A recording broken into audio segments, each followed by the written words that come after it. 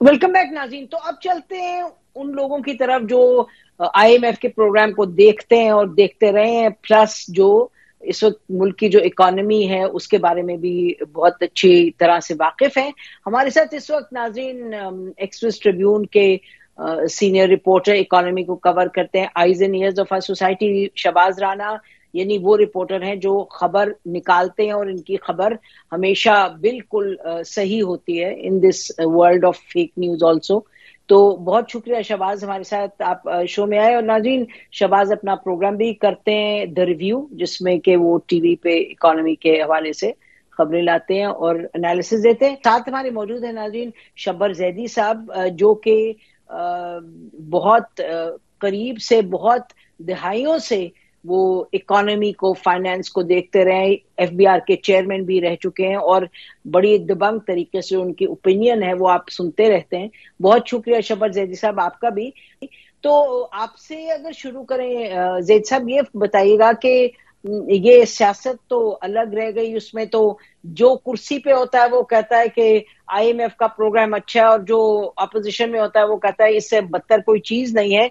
लेकिन बहरहाल आप देख रहे हैं पिछले बहुत से महीनों से एक ये बात बार बार कही जा रही थी कि आईएमएफ का प्रोग्राम जब तक नहीं आएगा तो हमारी मुश्किलात बढ़ती चली जाएंगी।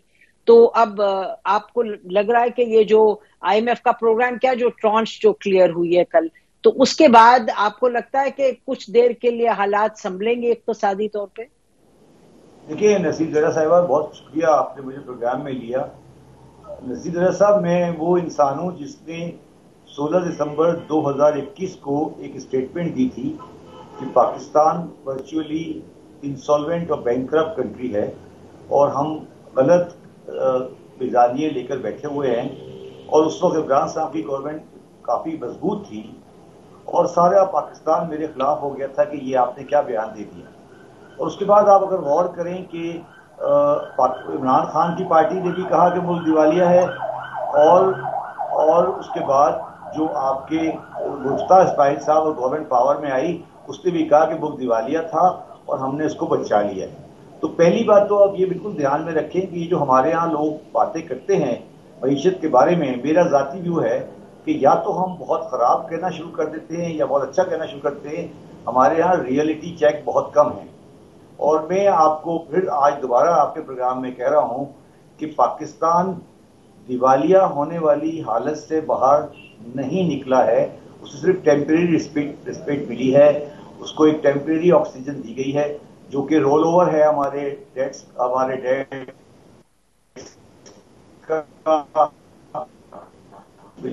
के पैसे मिल जाएंगे। पाकिस्तान का जो दिवालियापन है फाइनेंशियल अफेयर्स में वो मौजूद है, और पाकिस्तान टेक्निकली स्पीकिंग अपने रुपये अकाउंट में भी और अपने फॉरेन करेंसी अकाउंट में भी दिवालिया होने की तरफ आगे बढ़ रहा है। इसमें कोई बुराई नहीं है, मैं बुराई की और अच्छाई भी नहीं है, मगर इसको हमें रियलाइज करके आगे बढ़ना चाहिए। अगर हम ये परसेप्शन लेके बैठे रहेंगे कि नहीं जी एवरीथिंग इज ऑल राइट और हम सब कुछ सही कर रहे हैं, तो ये गलत होगा। और ये भी बात याद रखिए कि आईएमएफ ने आपको कहीं गारंटी नहीं दी कि हम आपको दिवालिया नहीं होने देंगे। वो आपको जो भी उनका कमिटमेंट है वो पूरा करेंगे। जो कमजोरी है, अच्छाई है, बुराई है, वो आपकी की हुई है। तो पाकिस्तान का मसला है उसमें इस वक्त टेम्परेरी आप समझे कि जून 2023 तक हमने निकाल लिया है, मगर आगे मुझे पाकिस्तान की माशी हालात अच्छे नजर नहीं आ रहे, कोई भी गवर्नमेंट आ जाए। जी बेशक, देखिए आपने बिल्कुल बहुत ही हकीकत पसंदाना बात की। मेरा ख्याल है शबाज इससे तो कोई इनकार नहीं करेगा कि ये आपको कोई बहुत बड़ा ऐसा ब्रेक थ्रू नहीं मिला कि आप कहें जी वी कैन नाउ रिलैक्स। वो तो आपके मिनिस्टर्स, आपकी हुकूमत हर एक मुल्क में यही बात कर रहा है कि this is temporary relief, you got respite है, आगे क्या करना है। इससे पहले शबाज इस पे जाएंगे, मिल गया तो क्या, वो तो बता दिया हमें शब्बर जैद साहब ने। आपको मैं देख रही थी कि आपने भी इस पे कमेंट किया था, जो शौकत तरीन साहब की जो गुफ्तगू थी, और ये कि जी कोशिश की जा रही थी कि वो फंड ना मिले।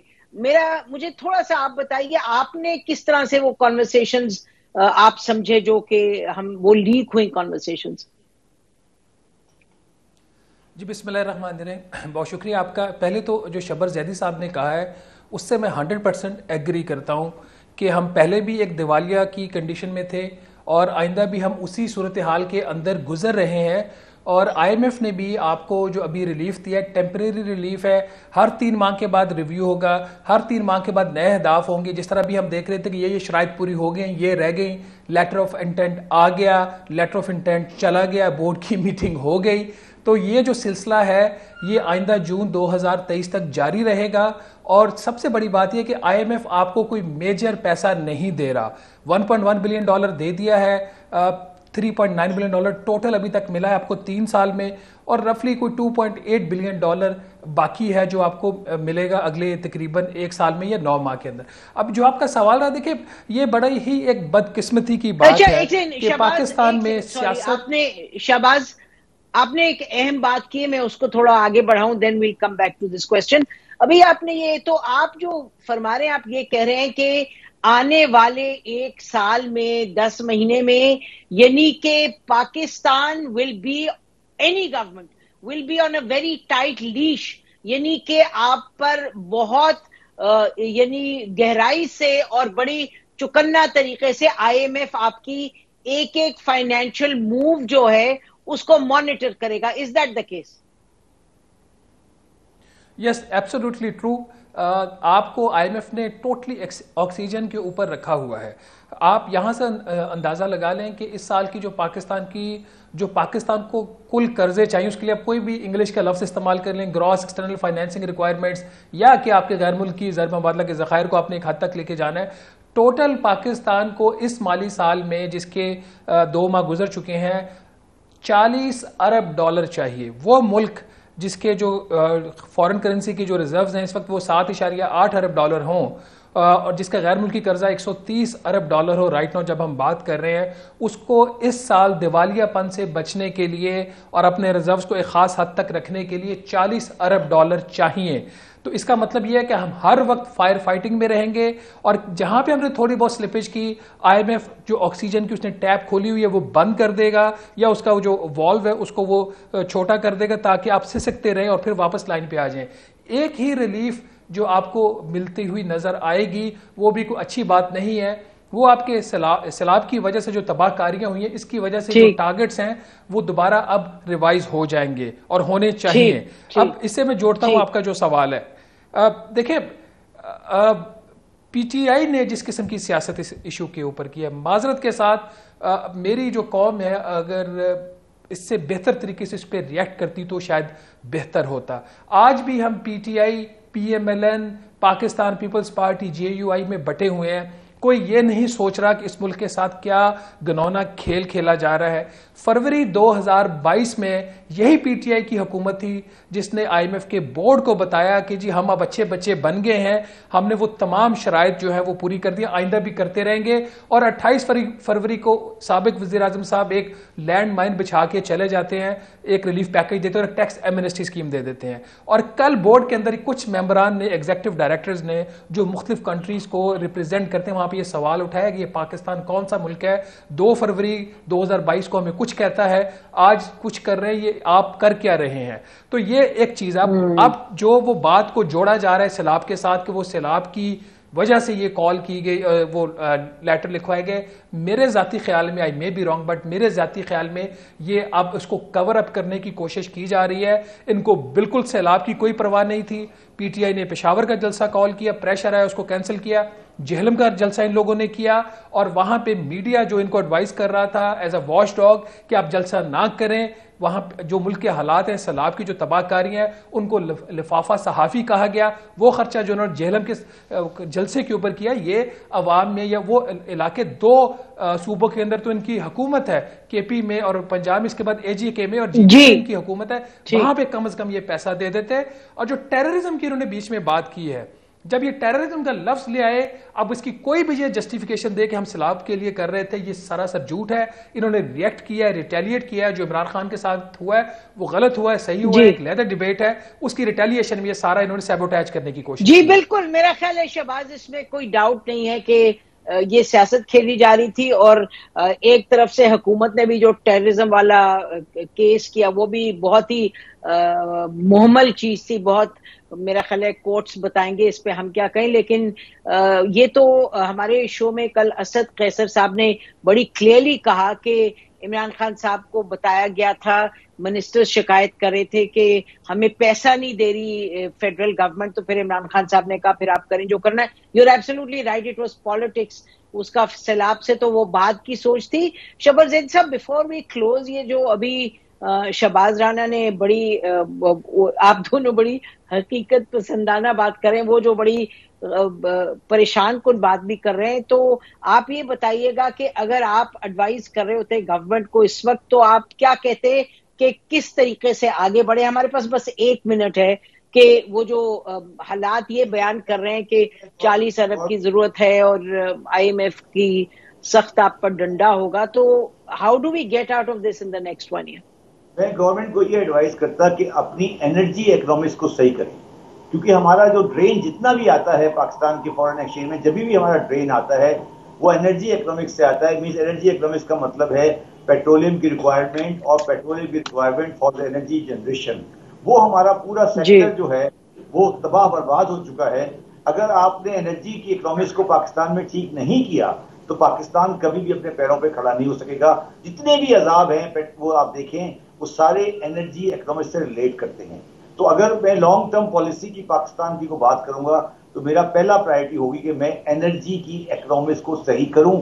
और अच्छा जी, तो इसी पर मैं चाहूंगी आपसे पूछूं, ये एज एन इंडिपेंडेंट पर्सन के, ऑब्जेक्टिव पर्सन के, फिर जो मिफ्ता इस्माइल साहब आगे पीछे कभी कीमत इसकी बढ़ाओ कभी इसकी बढ़ाओ, तो आपका ख्याल है कि वो एनर्जी इकोनॉमिक्स को सही तरीके की तरफ ले जा रहे? क्योंकि एक तो क्रिटिसिज्म है कि आपने जो प्राइसेस इतनी नीचे कर दी, is he doing the right thing?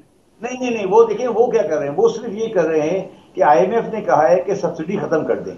वो एक लाइन पे काम कर रहे हैं कि सब्सिडी खत्म करते हैं, तो उसके खत्म करने में वो थोड़ा बहुत पॉलिटिकल साइड को कवर करते रहते हैं कि इसको कम करते, डीजल को कम किया ज्यादा किया, मगर ये मेरा मकसद नहीं है, IMF के कहने पे नहीं है। वो तो IMF के कहने पे कर रहे हैं कि सब्सिडी के अमाउंट को खत्म कर दें। मेरा मसला पाकिस्तान की एनर्जी इकोनॉमिक्स का है कि पाकिस्तान में एनर्जी के लॉसेस को हम नहीं सेटल कर पा रहे, हम पाकिस्तान में एनर्जी की इनपुट को सेटल नहीं कर पा रहे, हम पाकिस्तान में नए डैम के लिए नहीं कर पा रहे। तो ये IMF नहीं सिखाएगा। पाकिस्तान का इस वक्त टोटल इंपोर्ट का बिल 70 बिलियन 72-3 बिलियन है, उसमें से तकरीबन 28 बिलियन डॉलर हम एनर्जी की इंपोर्ट पे खर्च करते हैं। तकरीबन आप समझें कि 70 में से 30, तो ये अगर 70 में 30 खर्च हो रहा है तो दो इशू हैं इसके। एक तो पाकिस्तानी कॉस्ट अफोर्ड नहीं कर पा रही है, इसकी वजह से पॉलिटिकल प्रॉब्लम आती है। दूसरा, हमारा फॉरेन एक्सचेंज का जो पोजीशन है वो उसको अफोर्ड नहीं कर सकती है। बिल्कुल ठीक, आपने बड़ी क्लियरली बताया। अच्छा शहबाज, बिफोर वी, जी बहुत शुक्रिया शहबाज, बिफोर वी क्लोज, ये बताएं आपको वेरी ब्रीफली कि आपको कोई आसार नजर आते हैं एनर्जी पॉलिसी को सही सिमत ले जाने की किसी भी गवर्नमेंट के हवाले से? मेरा ख्याल है कि हमारे यहाँ वो रियलाइजेशन नहीं है जिसका जिक्र कर रहे हैं शबर जैदी साहब। हमने जो अपना थर कोल था उसको हमने एक्सप्लोर नहीं किया, वहाँ से हमने कोयला नहीं निकाला, हमने वो चाइना के जो प्रोजेक्ट्स लगाए इंपोर्टेड कोल के ऊपर लगाए हैं। इसी तरह से बाकी और जो एनर्जी कंजर्वेशन वाली बात है उसके ऊपर भी कोई फोकस नहीं है। स्टेट बैंक ऑफ पाकिस्तान अब अपनी जो उसकी प्रेस रिलीजेज आती है मॉनेटरी पॉलिसी स्टेटमेंट, उसके अंदर वो कहना शुरू हो गया कि कम से कम मार्केटें जल्दी बंद करवा लो। आप यूरोप देखा हुआ है, हमने देखा हुआ है, अमेरिका देखा हुआ है, कौन सा मुल्क है जहां पे रात 11-12 बजे शॉपिंग होती है? तो हमारे अंदर ना कौम के अंदर और ना हुकूमत के अंदर भी ये रियलाइजेशन है, ना हम इसकी तरफ जा रहे हैं जिसकी तरफ शबर साहब जो है इशारा कर रहे हैं। शहबाज, आप ये कह रहे हैं कि वो स्टेट बैंक कह रहा है कि जल्दी बंद करो, तो आपको मालूम है कि जैसे ही परवेज इलाही साहब आए उन्होंने कहा पंजाब में दुकानें जितनी मर्जी बजे तक खोलो, तो उसके सियासी जवाब में सेंटर ने भी कहा जितने मर्जी बजे तक दुकानें खोलें। आप दोनों का बहुत शुक्रिया। नाज़रीन, मसला ये है कि पाकिस्तान में जो फैसले हो रहे हैं और बड़े बड़े जो फैसले हो रहे हैं वो या तो सियासी अपनी फायदे को देख के हो रहे हैं या सियासी नुकसान को बचाने के लिए, या फिर इन दिस केस जो हम देखते रहे हैं फाइनेंस मिनिस्टर साहब वो IMF का जो डंडा चल रहा है उस पर अपना इक़दामात लेते रहे हैं। IMF के प्रोग्राम की जरूरत थी, नो डाउट अबाउट इट, लेकिन बात ऐसे नहीं बनेगी, इस तरह काम नहीं चलेगा। अगर एक संजीदा तरीके से बैठ के आपने इकोनॉमी को ना सही करने की कोशिश की, लेकिन आप संजीदा कहाँ हैं? आपकी तो लड़ाई खत्म नहीं होती। अब देखते हैं ये बात जाके कहाँ रुकती है।